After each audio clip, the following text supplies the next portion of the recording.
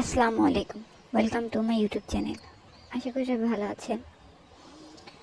আজকে একটু অন্যরকম একটা ভিডিও নিয়ে আসলাম।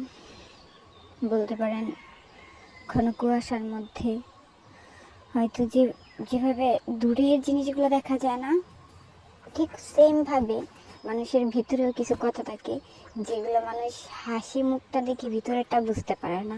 ঠিক সেই ঘন কুয়াশার মতো আপনি যত সামনে আগাবেন ততই মনে হবে কি যে এখন বোধ হয় সব কিছু পরিষ্কার হয়ে যাবে, কিন্তু না, একটু সামনে আগাতে থাকবেন সেই কুয়াশায় তাই থাকবে। ঠিক যখন সূর্যের হাসিটা দিয়ে উঠবে তখনই কুয়াশাগুলো দূরে সরে যাবে।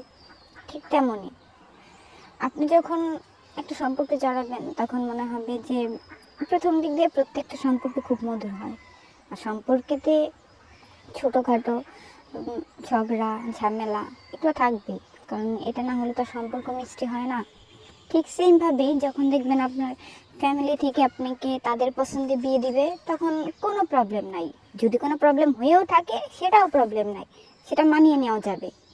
আর যখন আপনি নিজে পছন্দ করে বিয়ে করবেন তখন কি হবে, তখন হলো যদি কোনো প্রবলেম নাও থাকে, ছোটোখাটো নিজের ফ্যামিলিতে একটু প্রবলেম হলেও সেটাই অনেক বড় ধরনের প্রবলেম, কারণ আপনি নিজের পছন্দে বিয়ে করেছেন। প্রবলেম হতেই পারবে না, আপনি খারাপ থাকতেই পারবেন না, আপনার হাজব্যান্ডের সাথে আপনার কখনো কথা কাটাকাটি হতেই পারবে না। এটাই হলো প্রধান সমস্যা, যে কেন প্রবলেম হবে, কেন ঝামেলা হবে।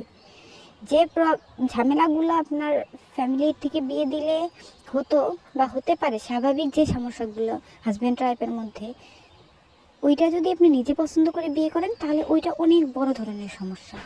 আপনি কাউকে বলতে পারবেন না, আপনি কারো সামনে ঝগড়া করতে পারবেন না, কারণ তাতেই যেন কি হয়ে গেল। আসলে এমনটা কেন ভাবে, এমনটা কেন হয়, এটাই বুঝি না।